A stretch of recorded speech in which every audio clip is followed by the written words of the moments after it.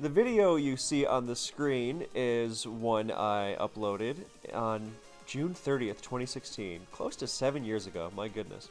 Anyway, it was about CL winning Smogon Tour 21, which firmly cemented him as among the greatest of all time already, because that was his second individual trophy, which is one of the most difficult things to achieve on Smogon. So many of the best players ever never even got one individual trophy, let alone two. So, but it doesn't quite stop there. So I would like to take you through a brief history of CL's journey to becoming, in my eyes, a top 5 player of all time, which is no mean feat, no cheap honor. And it's not just about winning, but about how he played the game and how he approached the game as a whole. So, CL got started, and I apologize for not having more of this history available, but a lot of it is lost to time because CL came around in Generation 4, and back then there were no live replays, and there were only text logs if you didn't see a game live. So that extended to the first time he won an individual tournament, which was the first ever Smogon Grand Slam, which was all about the lower tiers. This was when Generation 5 was the current gen.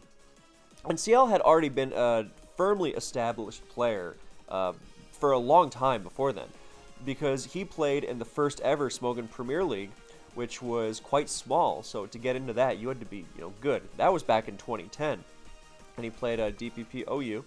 And then when Gen 5 came out, he started playing that.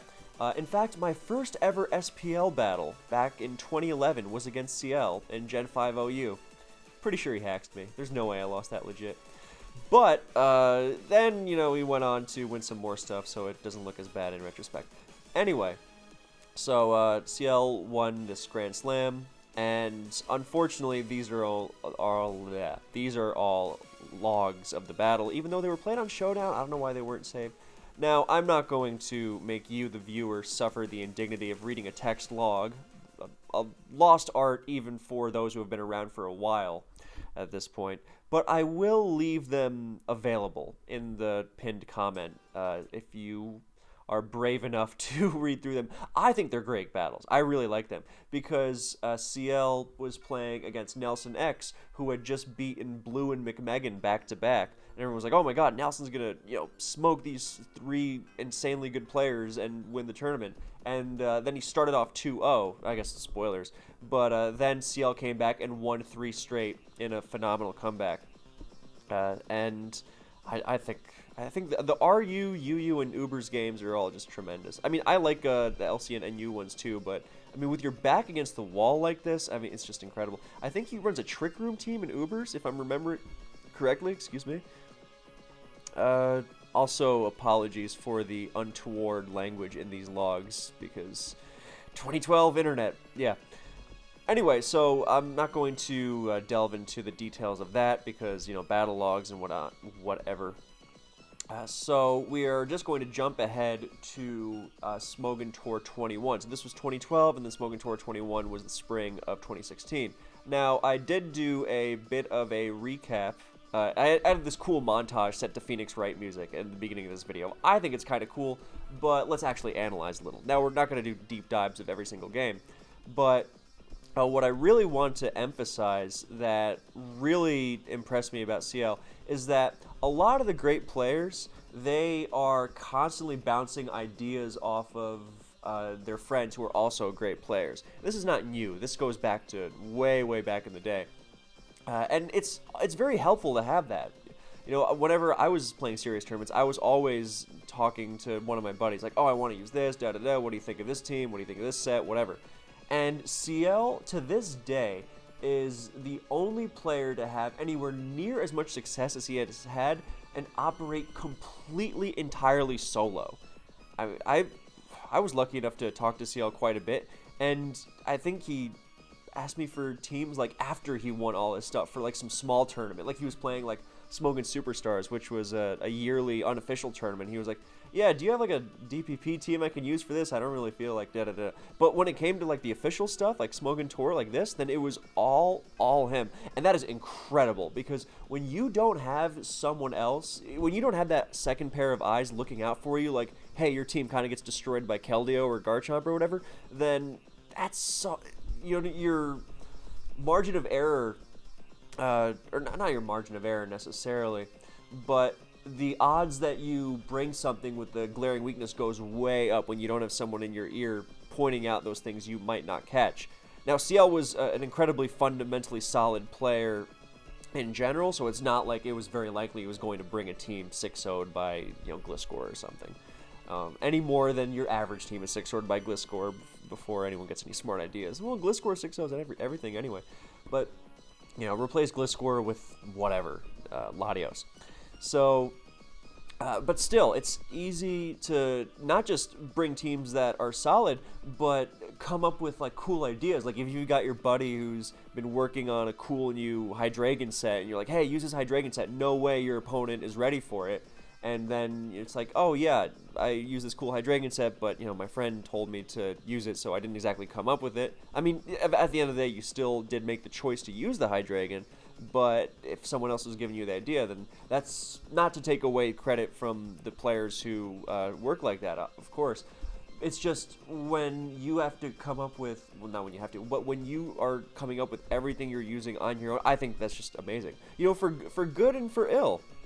But it's all on you, and it's so rare as to be pretty much non-existent. So here we got a Gen 5 game, and we got Rotom, Burn, Latios is going to sleep talk some stuff later, Rocks, not really important.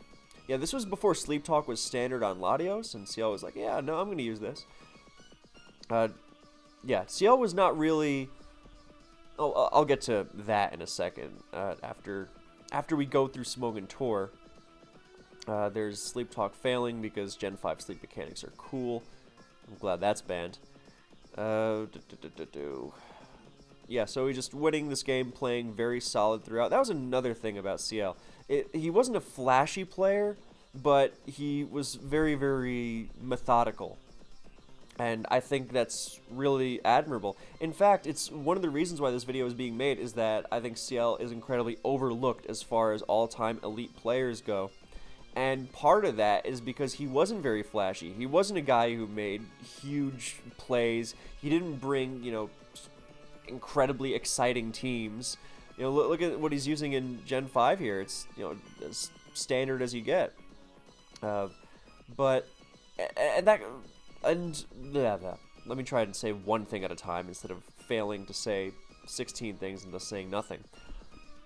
The basic idea is that CL was not a flashy player, in teams or with plays, and even more relevant is that CL did not brag or, talk about himself much in public at all, and you think, okay, yeah, big deal, and I am not exaggerating. This affected people's perception of him. And this is not conjecture.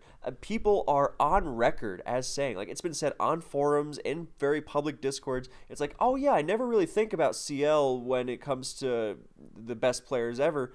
Like, yeah, I guess he won a bunch of stuff, but he was always quiet, and he didn't have too many people. Well, he had some friends who were like, yeah, CL is great, but it wasn't like, he didn't really market himself very well, and I realize that sounds like the dumbest thing ever, right? Like, how much more do you have to do? You have to win all these tournaments and then market yourself too?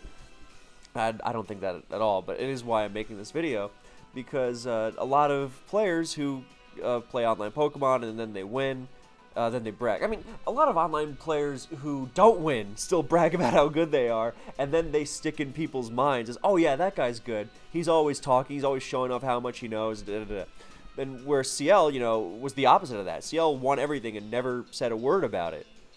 So, it was just like, one GG, thank you for people who cheered for me. That's pretty much it. So, and I really admire, like, even this team he used in DPP, I was talking to him about it. It's like, I did not like that team you used at all. I don't think it's great. but it was all him. And that's what I said, what I meant when I said for good and for ill. Like, yeah, I don't think this team's very good, but it's his team. And that is really significant because, again, it is really easy to never miss a beat when you are getting helped out to such significant amounts. I mean, the amount of help that some players get is different, right? Some people just want someone to bounce their ideas off of, whereas other players are just getting fed completely. So I'm not talking about that distinction here. That would be a whole separate discussion. I'm talking when you operate so completely solo, you don't have anyone going, hey, don't you maybe want to change, the EVs, or, do you maybe not want to use Quagsire on offense or whatever? It's like, yeah, okay, bad team, but, oh, look, Sleep Talk is going to do something cool again. And there we go. Yeah, that was before. I mean, Sleep Talk Latios had some precedent in Black and White because Gen 5 sleep mechanics are so horrible, but in DPP at this time, it was still not the farthest thing from Standard. So, yeah, CL had a style that was very much his own. That's another thing. CL had a very distinct style insofar as he liked Standard Pokemon and not necessarily standard sets. I mean, you saw in the Gen 5 game, he had a mixed Garchomp, which is, far from routine. But he used generally good Pokemon, good sets and stuff like that. But he never quite fell into the trap of using complete copy-pasted standards. It was that was what made his teams kind of off. It reminded me of Heist in a way, in that his teams were so distinctly tailored to how he played that whenever someone else tried to copy his team, they were like, I can't use this. I don't know how you're supposed to use this. Because a lot of standard teams, they're good, a lot of standard teams, they're good and they're very intuitive to use. They're fairly straightforward and easy. Whereas stuff that's more distinct, maybe even off kilter if you want to use that word, then they're more attuned to how the builder made it. I mean, obviously, even more standard teams are best used by someone who either built it or has a ton of experience with it, so they know the ins and outs. But, a lot of standard teams are good and standard because they kind of play themselves. And with something like CL's team here, then it is the farthest thing away from that. So, and that's why, CL also didn't have much in terms of metagame. Actually, a little bit. I will say that. But we'll get to the specifics of that in particular. There were certain cases where CL's ideas impacted the metagame greatly. But in terms of teams, then a lot of great players, people will say, oh, I spammed this McMegan team, this Ojama team, this ABR team, this Hugo team, for those who remember him. The CTC team for the HETA squads out there. HETA squatters, I should say, rather. Then, yeah, people know, oh, yeah, this guy has certain teams that he likes to use. Whatever. Even, actually, I almost went on an unrelated diatribe. Can you imagine me doing that? But CL, with these, even someone like Heist, who had a lot of impact on the game, but even his teams were not the easiest to spam. I mean, people tried, for sure, but they never had the same success as him because they were more tailored to how he wanted to play the game as opposed to letting the teams play themselves. And CL was very similar in this regard, so you don't see a lot of people saying, oh, I use this CL team. That was not so common. With some exceptions, of course, and we will get to those specific exceptions. But I really admire that willingness to stick to his own style and not necessarily go with, oh, well, this team is standard, so I'll go with it. Because when you decide I'm going to go with the standard team, you are not just being boring and unoriginal or whatever other words people like to throw out. It's more that that the matchup is going to be fine. It's going to be safe. Now, obviously, you can get burned for it, and you can also get burned for being a little too creative. It's like, oh, I have this combination of 6 Pokemon no one's ever seen before. Oh, right, it's never been seen before because it gets 6-0'd by Gyarados or something. But CL had a great balance of... even this, people use drag spam, and in fact, dragon spam is one of the biggest contributions that CL made to Black and White. But this weatherless dragon spam team is, there's no Magneton or anything. It's more about Draco Meteors and then an SD Chomp, and you've got your Hazards and Scizor and Starmie. It was a great team, and in fact, it's one of the few teams I ever saw anyone else have success with. few teams of CLs, because I remember Blunder used this one quite a bit and won with it a bunch. This one's a little more intuitive because it's got, you know, the dragon stuff. This is from round 2 of Smoking Tour 16, by the way. If that was after the Helpona one, he was facing Malekith, who's a great player.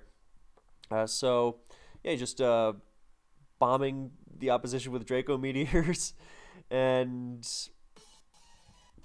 yeah, it's fairly simple strategy, but it really works.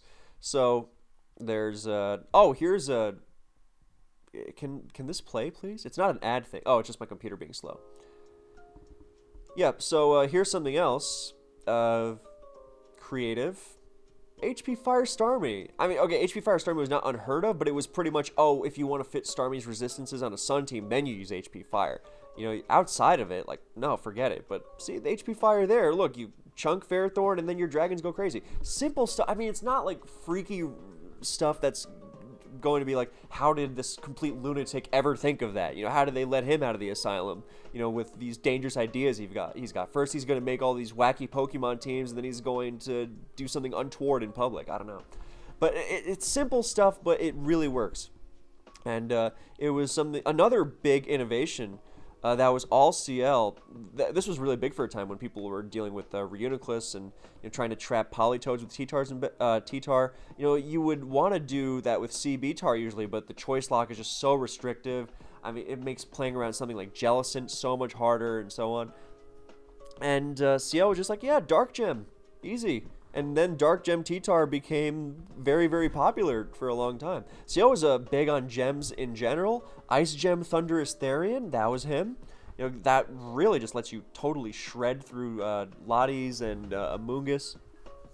And there was another... Oh, yeah, he had a Natural Gift Ice Breloom to shred Amoonguss and Lotties and Lando. So, like, things like that. Actually, we're going to see some really great creativity near the end of this one.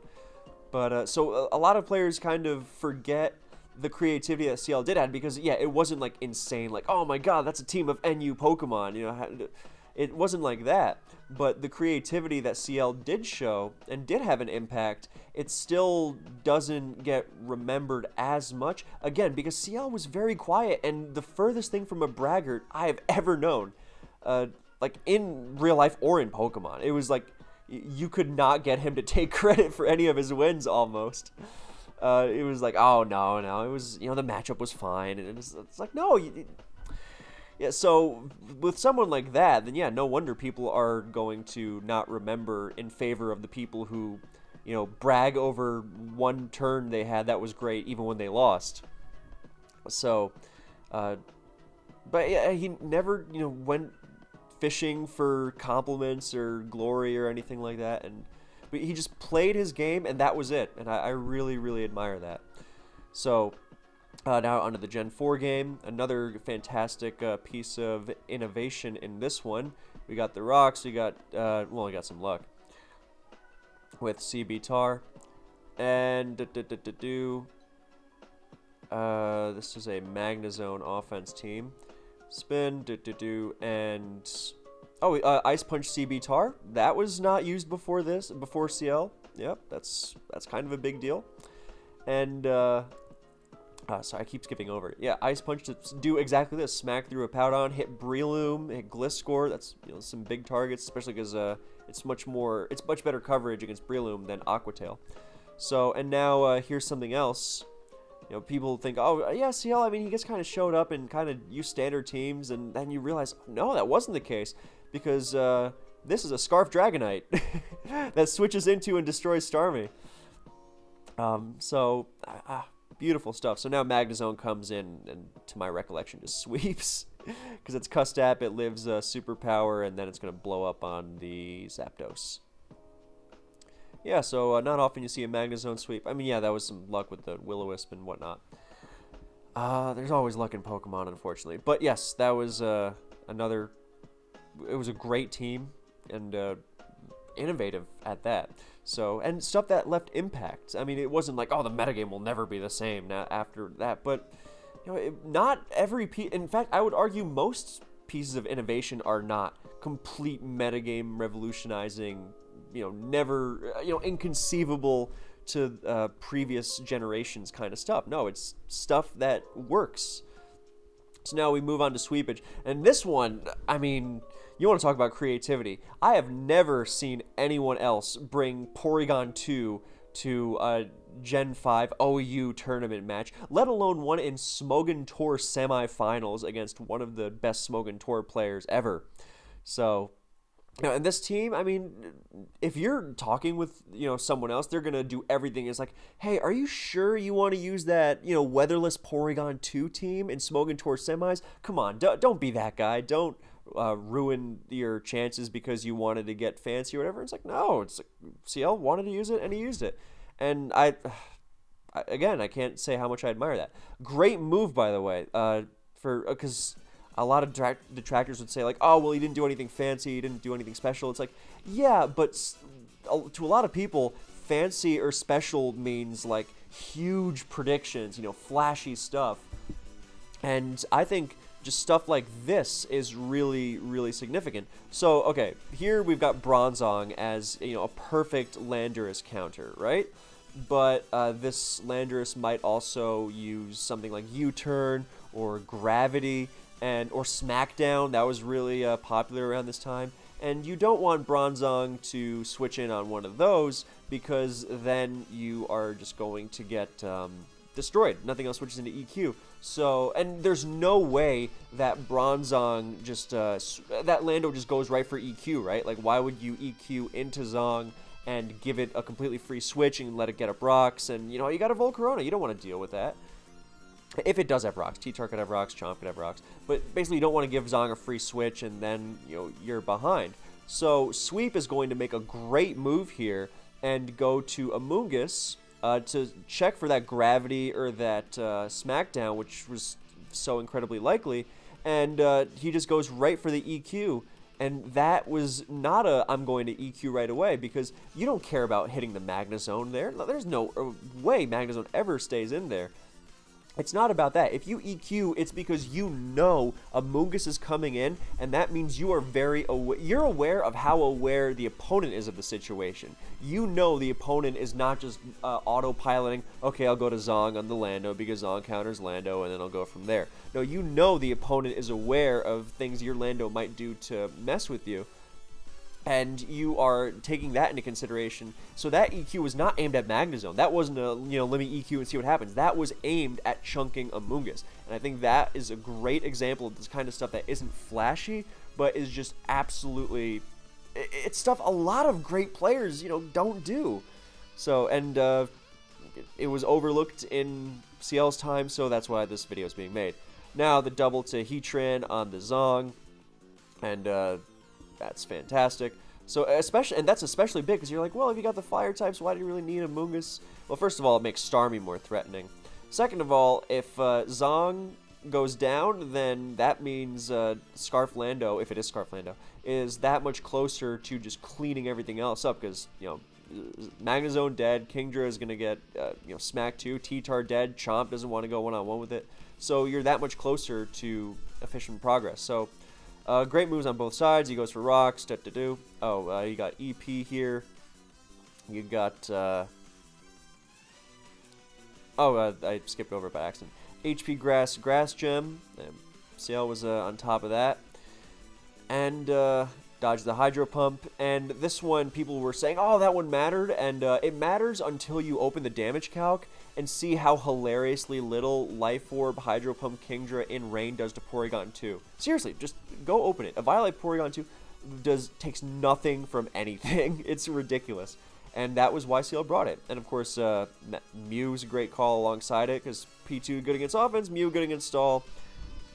So, yeah, and look how well Mew does in this matchup as well. And P2 doesn't even come out, but yeah. So then Gen 4, CL going with Scarf Machamp lead. That's something else you don't see very much, and it's irritating. And look how it gets the jump on Pokemon that otherwise deals with it pretty nicely. So T-Tar, Pivot, Starmie. CL was a big fan of Shaman, which is why Sweep named it as such. Knocks it into Gengar range. Do stuff happening. I realize that's not the most, I'm trying to fight my urge of over-analyzing every game, because we're gonna, this video is already, running a pretty hefty runtime, so I keep skipping over by accident. There's the Pasho Berry, well chosen on this team that's not looking so hot on water resists. Double Focus Miss, who knows, how that would have changed whatever. Heatran goes down. The Trick Room Zong. And EQing, and boom, and down goes the Jirachi. And Scarf Tran, Scarf Machamp. Yeah, very cool. See, I really like Trick Room Zong. Okay, so I will not go over CL's finals games against Cosine 180 because in this video, that is in the pinned comment, I analyzed the DPP and black and white ones. I haven't listened to that video in years and years, but I'm sure that whatever analysis I could give is not going to be as insightful as when I was more in the space of the current metagames of those times. So I will just say that I really, really love the way CL played these games. I think they're wonderful. I mean, and again, I want to give credit because he loses the Oris game. And the team, I mean, I was... speaking of metagame contributions, CL made a bunch of metagame contributions in popularizing Zapdos in Oris. And even when the team itself didn't quite work out, this whole pincer stall thing, then it was still thoroughly his, and I can't emphasize that enough. So, yeah, there was a bunch of other stuff. I mean, I love doing these player histories, and maybe I'll come back because I want to do more of these necessarily. There's so much in terms of this player innovated this and that, and it's so that's. Talk about some digging, because I know CL innovated a bunch of other stuff in Oris. Maybe not a bunch of other stuff, but definitely some other things. And so it's again a lot of impact that kind of gets overlooked or maybe attributed to someone else who was more vocal about it. But yeah. Oh, also in terms of seeing the metagame as well as anyone, CL was one of the earliest proponents of Volcarona actually sucks in Gen 5. It's not broken, far from it, because there was a period in Gen 5 where people were going, oh, Volcarona is the most broken thing ever. Yeah.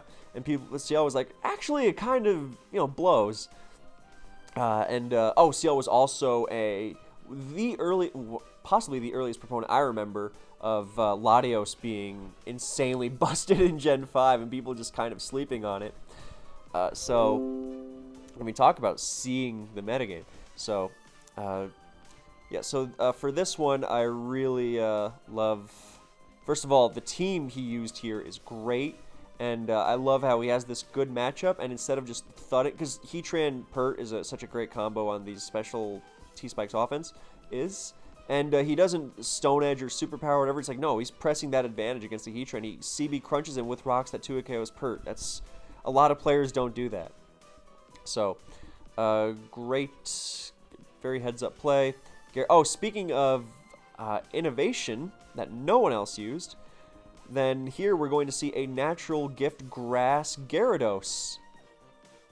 Yeah, talk about smacking Suicune and Swampert and Starmie. I mean, that's absolutely huge. So, things like that.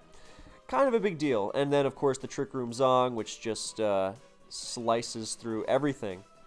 Wonderful. Alongside the CB Tar classic combo.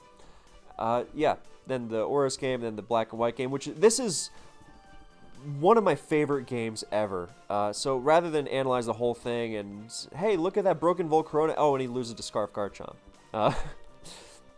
So Draco misses Pharaoh, doesn't matter, just...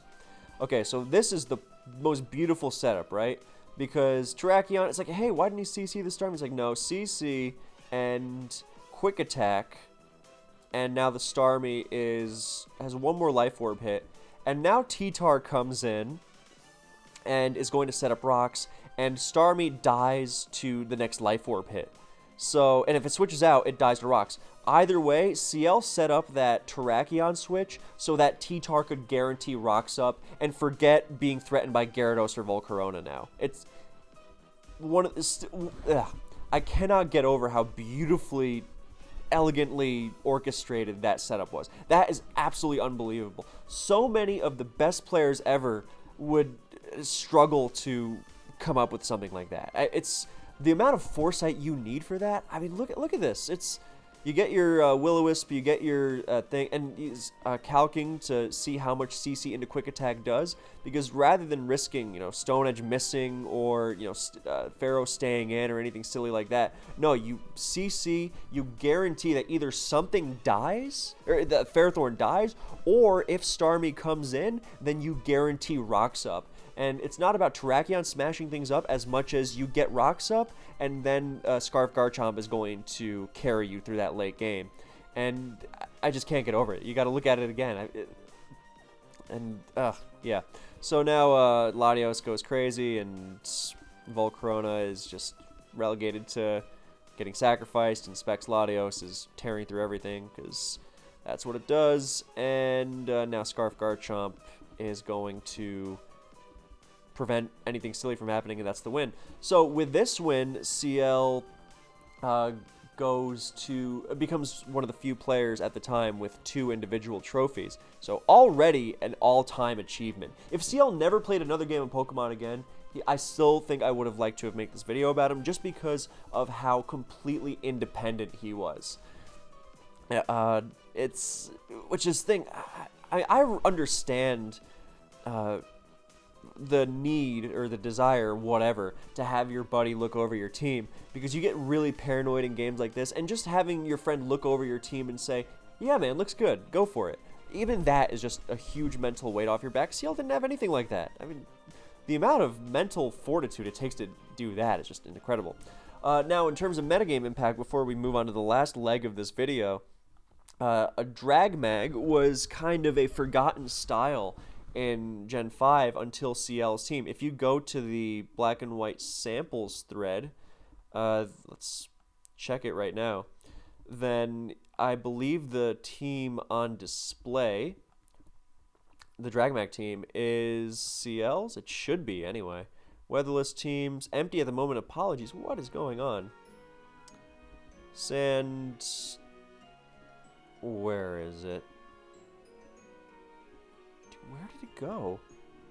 Oh, there it is. Okay. Yeah, BKC edit of CL. Yeah. This is not an explanation I wrote. Oh, you can't even see it on the screen. There it is. Okay, yeah. So this was CL's Dragmag team, and it was incredibly... I like the version with Starmie over Latios originally, but it's also just a... Either way, it was a really great team. It was very consistent. I spammed the lights out of it. CL spammed the lights out of it.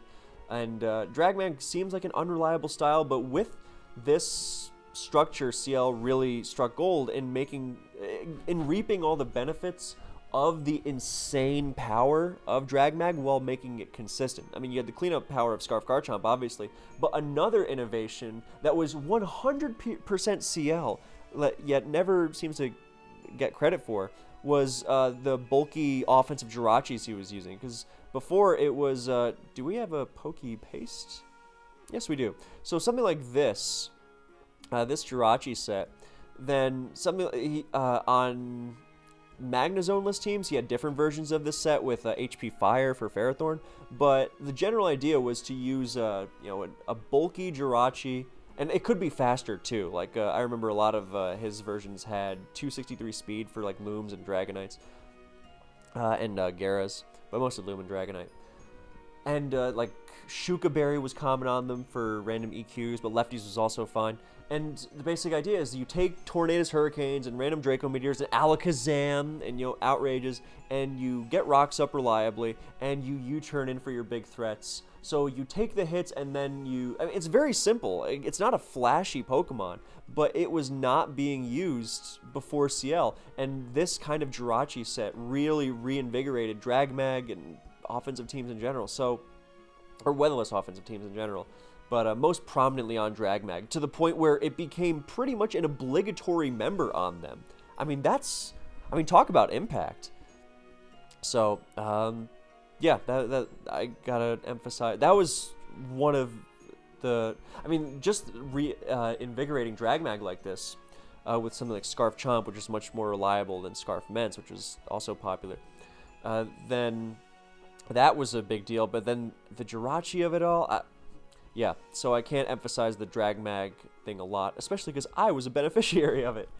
So, okay, the last thing we're going to mention is in the fall of 2017, CL played the official ladder tournament in Generation 7, and once again, and we're really going to skim through these games because there's a lot of them and they are long. But the climax, I promise, is unlike anything you've seen. If you might know where this is going, but if not, then I guarantee you were not. If you don't know where this is going, you will never guess what happens at the end of it. I sound like an annoying clickbaiter, but at this point, we're 35 minutes into the video, so yeah, good clickbait. Yeah. Anyway, so once again, CL just playing his own style, playing his own game, and it has to be said how much I admire that when you consider how many players out there, great players are out there, and their game tends to be whatever their friend who makes teams built them. And I mean, yeah, okay, they're using good teams, and sometimes CL's teams could be a little, even I wasn't always a fan of them, but they were always all his, and he succeeded because, okay, yeah, you play your own game, you use your own teams, whatever. But if you're not succeeding, then I mean, if you're having fun, that's great. But you wouldn't have this video being made. And but no, he's succeeding. God, I have to skim through this because this was long. Yeah, CL liked bulky teams. I know in the Smogon Tour games he was running a lot of offense, but I remember this Gen 7 OLT, he was going really bulky a lot. Look, Dog Trio was still allowed. Good lord, September 2017. My God, was Dog Trio really allowed that long? That's crazy. Yeah, great eye for the meta. Oh my God, I don't even remember if he.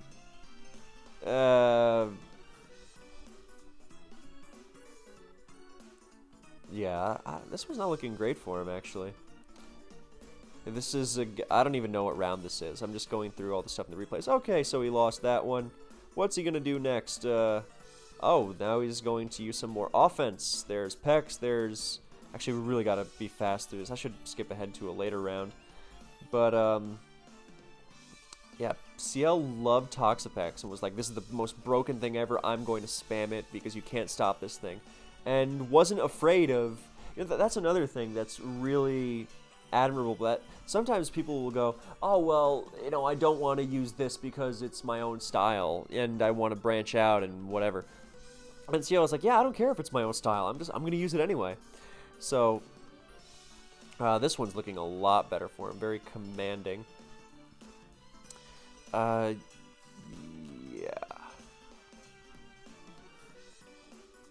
You can just enjoy the awesome Mount Coronet music while watching me skip through this thing. I mean, again, I wasn't promising all exciting games because, again, that's why CL tended to get overlooked a lot because, the stuff that he brought wasn't exactly thrilling all the time. Okay, in his defense, in this series, he's running 2 offensive teams against... now he got a Alolan Muck in there. His offense with Toxapex, which is kind of good. So, yeah, look at just the insistence on using good Pokemon. Oh, he's got the sub-SD Lando, and it just suddenly crushes everything. Okay. Yeah, this series was controversial because here he plays Blunder, and I remember he activates... Wow, he just goes right for that Hydro Pump, and instead of spiking on the Bulu, and gets Ash right away. And then I remember Blunder's a Scarf Greninja here, and it U-turns on the Ash here after the Hydro Miss. I mean, it did crit chomp. Yeah, and it gets KO'd, and Blunder's going to win this one. Yeah, and remember some people were less than thrilled because in the offense matchup, CL loses, and then after that, yes, here it is. The stall comes out. But I always thought that was a little strange because, first of all, there's a Mega Heracross. But second of all, this is a stall team with offensive land, with no hazard removal, so this Greninja's 3 spikes are sticking. And it hits a good chunk of the team. Pex, Chansey, Zygarde, big targets. And you know, this is a sub-SD Lando, so, I mean, forget, like, the pure stall of it all. But people were not super jazzed about the whole, oh, look at that SD on the Protect, beautiful. About the whole facing the bulky teams thing. And there's the Continental Crush at +4, which just barely takes Tapu Bulu out. And in comes Gren again, and T-Spikes are doing their work there, and, you know, on Heracross as well. And, I mean, there is a Toxapex and a Celesteela on the other side. I mean, Blunder's really fighting in this one. Smackdown, nice. That was a nice move. But, yeah. Toxapex staying in on Lando because, see, I was like, yeah, of course, why wouldn't I use this Pokemon that isn't even threatened out by the things that supposedly hit it with stab super effective hits? So, wins that, and then the third one is all-out stall. And I don't remember quite what happened. Is that the same? Yeah, that is the same team. And Toxapex countering everything, even Mega Heracross, as well, in conjunction with Mew. And that one's over quickly. Then this series against Extra Shine. Oh, I thought this game is hilarious. Is someone calling me? Is that my... This better not be important. Nope, it's some nonsense. Never mind. Yeah, is this the game I'm thinking of? I might be thinking of something else. No, I think it's the next one. Yeah, so Magearna just floor cannons that Medicham there. Groovy. And Spikes, T-Spikes, Spikes, Hydrovore checking for the non-choice Greninja. Very, very cool. And CL's got some Psy spam here. Some brutal KOs being dished out. There's the HP Ice. There's a Terrakion. You didn't see too many of those then. There's Greninja. So yeah, just a nice offensive slugfest with the backbone of Magearna. Is this going to Volt? No, it's going to Flash Cannon. And Zam comes in on Sacred Sword. What a move! Guarding Lando from the Leaf Blade so that Magearna could come in afterwards. And good lord, that's hilarious. Yeah, so another nice one. Magearna still healthy. And this is the funny one. This game 2 against Extra, because Extra Shine was known for spamming Alola Ninetales and Aurora Veil. That's what it's called, not Alola Veil. Aurora Veil, and CL came very prepared. I mean, and well, talk about creative. There's a knockoff chunking the Kartana with Hail, and yeah, Aurora Veil did dumb stuff. DD Coil Zygarde doing fun things. God, what a lovely Pokemon. Pex into +1 Zygarde because Pex is unbeatable, and of course it uses Haze. And back to Lando, DD, Coil, now it's at +2, HP Ice. And down it goes with the help of a crit. I think Greninja's going to finish it off after. But now Pharaoh comes in, gets Hypnosis, Aurora Veil, Gara coming in, wakes up Spikes. Pex doing its thing again. I think this is where the hilarious thing happens. Not quite yet. So we're locked in this... it hazes away the defense drop on the last turn. That's hilarious. And note how strange CL's team is, by the way. You got your Sableye, Toxapex, Celesteela thing. No hazard removal. This is pre-Ultra Sun and Moon. That Lando doesn't have defog. And then the Greninja. I mean, that's, again, what I mean with how distinctly uniquely him CL's teams were, which I really admire. Crunch KOs, Ferrothorn there, Lando, Intimidate. All over the place. Celesteela heavy slamming and eventually flinching, and down goes the Gara with Leech Seed Protect. Oh, he doesn't protect. He heavy slams to make sure nothing else gets a free switch. Very nice. And here comes Magearna, getting the shift gear, getting leech seated, getting T-bolted. I think this is the funny part. Yup. Z Haze to get back to full and remove the boosts. I mean, isn't that just beautiful? Well, no one else is using that. So, A Veil goes up, but now it's looking pretty good. Gear comes back, protected by Safeguard, but knocked off lefties, losing health and hail, getting hazed. And back to Sableye, who can now Wisp it now that Safeguard's being worn off. Very nicely maneuvered, and now it's going to even be able to stall the Stabless gear out. Yeah, we'll skip through this, and it's taking even those boosted hits. My goodness. And now Greninja comes in and gets the boost, and is that? Well, with, what's it called?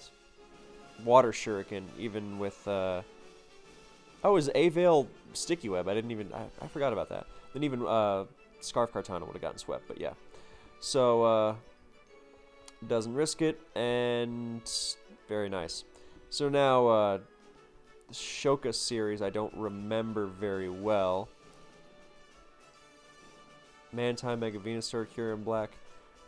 This one, not the most thrilling, and this one's been going on for a while. So if you want to see these games at your own leisure, just type in CL into the replay viewer.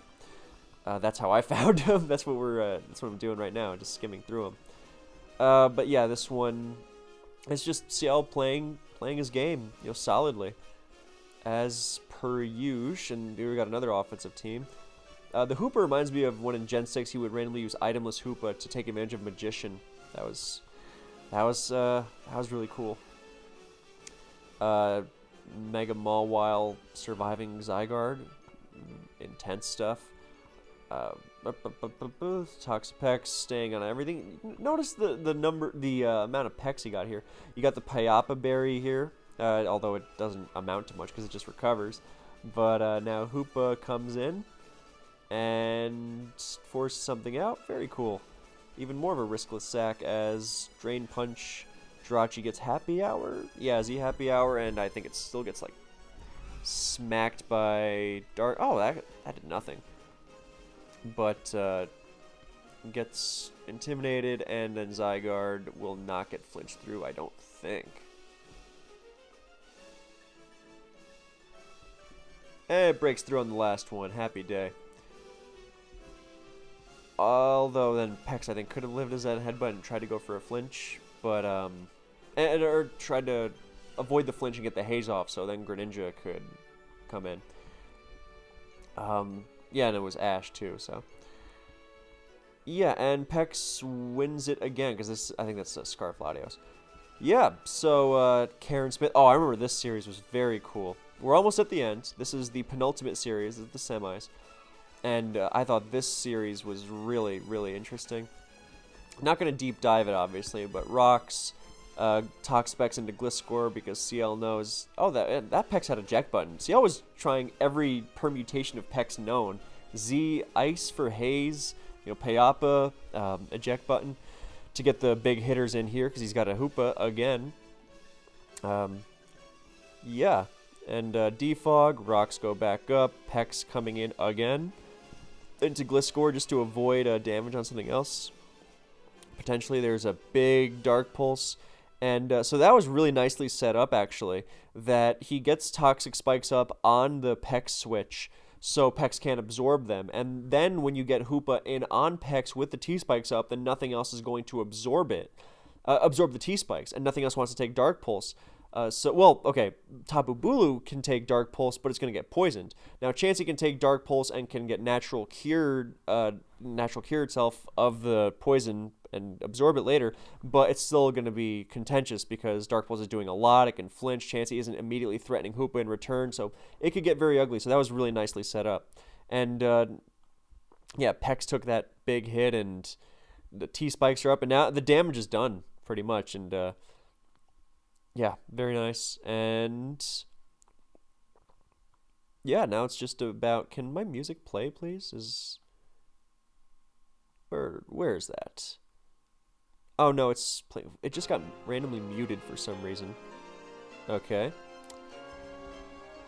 Yeah, so now it's just hazing and getting Bulu in, and the rest of the game I think is kind of self-explanatory, just switching between counters and yeah. This game I thought was really cool because it's CL's bulky team withstanding a really dangerous assault from a lot of Volt Switch stuff, and in conjunction with big threats like Mega Gera and Kyurem Black, Kyurem, Mega Gera, and Kartana. I mean, talk about your stall-breaking power. You got the double mag, the Zone Gear Volt Switch duo, which is just causing all sorts of havoc. But Mew, again, great call for the... CL is very good at finding stall teams. Like, even one of his Oris teams, which was spammed a lot. I think a lot of Italian players really liked it, actually. But actually, a lot of players. I remember Poji's using it a lot. But yeah, it was this Protect stall team where he was like, yeah, all these offensive teams are just using Keldeo to break through stall. And yeah, Keldeo's a good stall breaker, but it also is choiced, so you just slap on Protect, and it's never going to break through you if you have a water immunity, so it can't Scald burn you. So he's like Chansey, Mega Scizor, Zapdos, Gastro, that kind of thing. Clef, I forget what the last was. Slowbro, I think? Yeah. And that team was quite successful for him and for several other people. So again, overlooked impact. And he was very good at finding these stall teams that were good at withstanding the opposition. So yeah, this game is a real beaut because there's so much Volt turn pressure in conjunction with the wall breakers, and he's playing around it patiently, carefully, and finding his own ways of meeting out offensive pressure. He's got a Toxic Mew. I forgot to note that. That's something else you're not going to see very often, but now Kyurem's on a bigger timer than it would be with Gen 7 Burn. And that's even bigger. And with Gen 7 Burn, it wouldn't be threatening Toxapex with Fusion Bolt, but it might be with Earth Power. I mean, not that Chansey can't handle both too, but yeah. Oh, it's Life Orb as opposed to Z. That's big. Yeah. So withstanding the cart with Zap, and now he's just stalling it out. You got a freeze there, and just constant Volt turn. There's Rocks finally. And here, Rocks, Kartana, Zapdos, but with Kyurem also on the timer, these doubles aren't quite as threatening as they would otherwise be. So, really great way of staying in the game. Even once the rocks go up, and there goes the Life Orb on Kyurem. So yeah, getting worn down a little less, but also not KOing Sableye, kind of good. Here comes Gera, not subbing safely because of foul play. And even with the Dark typing from its Mega because of its bigger attack stat. Look at that, doing 29. And yeah, Gera no longer... Chansey chip by Rocky Helmet, but Gera no longer a threat. Staying in on Oh yeah, look what he does there. He stays in on Kartana and gets the free KO on the Zapdos. And, I mean, very measured. I mean, looking at... Chansey, another Pokemon CL really liked because, like Toxapex, nothing KOs it. And if in metagames with onslaughts of offense, that's kind of a good trait to have. There's Pex living the second Leaf Blade from Cart, and yeah, down it goes. Chansey living the +1 Floor Cannon, and that's going to be that pretty much, barring some serious bad luck. Actually, 2 freezes. That marks the 3rd freeze in this game with those 2 in close succession, but he thawed out. So, yeah. And now we move on to the finals. So this is against Sabella, a great player. And we got this first game. We got some cool... first of all, he's staying in on Greninja with Lando, so already fearless. But CL was a very measured player. And I think this Lando wound up being something crazy like Pasho or something. I'm not sure if I'm remembering that right. But yeah, now gonna match all these hazards and have Psychic spam into 2 Dark types, but so be it. HP Fire Ferrothorn chasing it out. Although HP Fire Ferrothorn is more for Kartana than other Pharaoh. And down goes the Lando, 1 less poke to deal with. There's Z...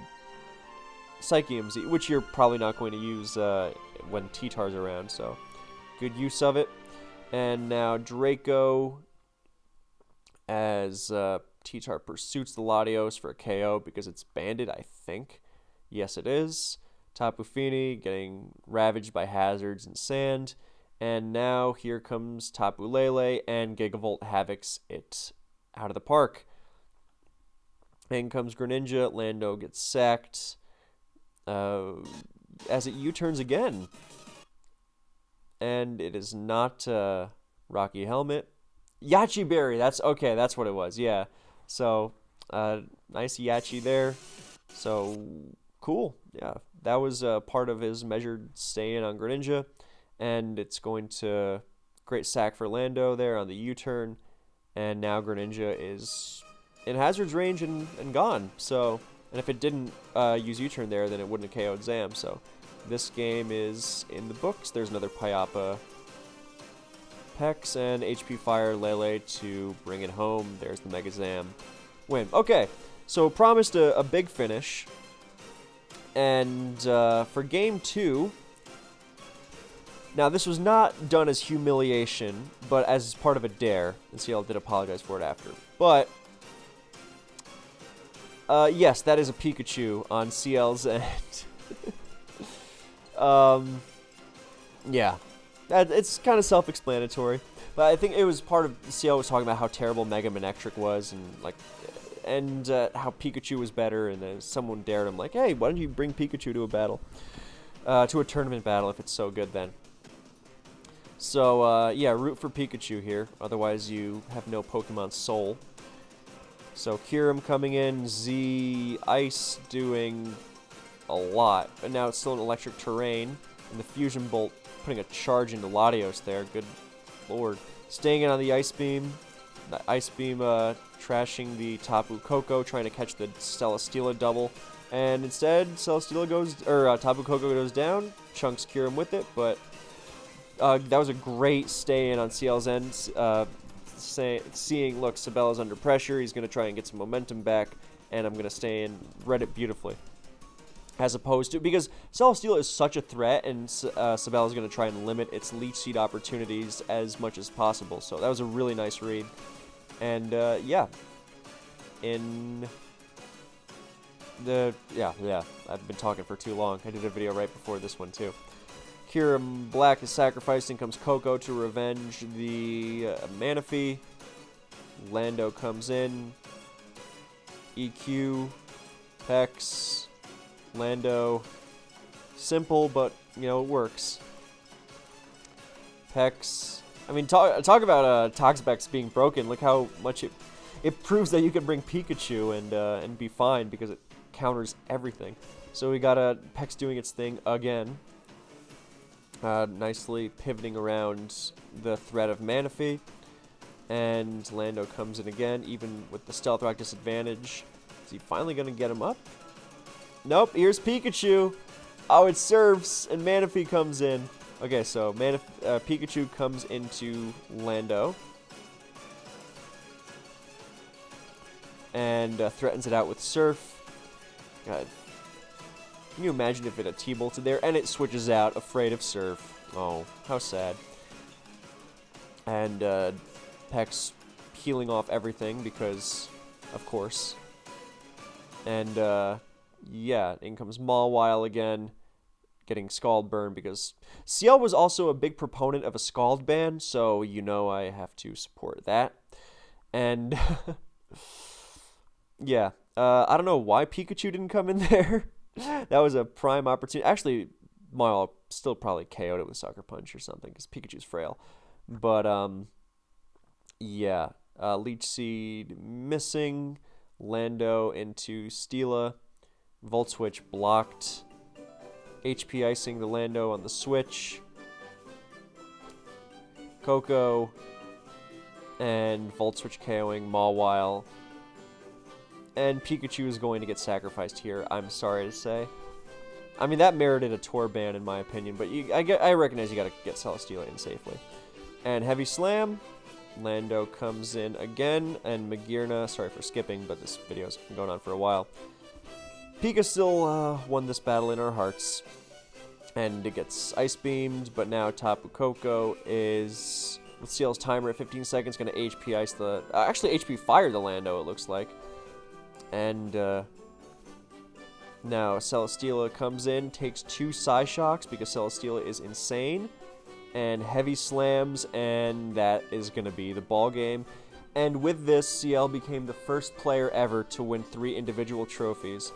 And that, in addition to everything else we've been talking about for the last hour, is what merited this video. And still never bragged, never clamored for attention, never demanded credit for all the 6 million things he brought to the game, even though he very easily could have filled, you know, a significantly long Smogon thread with them, you know, across multiple generations. So, yeah. Thank you for watching. I hope you enjoyed. I hope this was a good piece of Smogon history for you. And I will catch you in the next one. And, yeah. CL was, in my mind, top 5. Maybe top 3. I don't know. But, yeah. Overlooked for far too long, but hopefully no longer.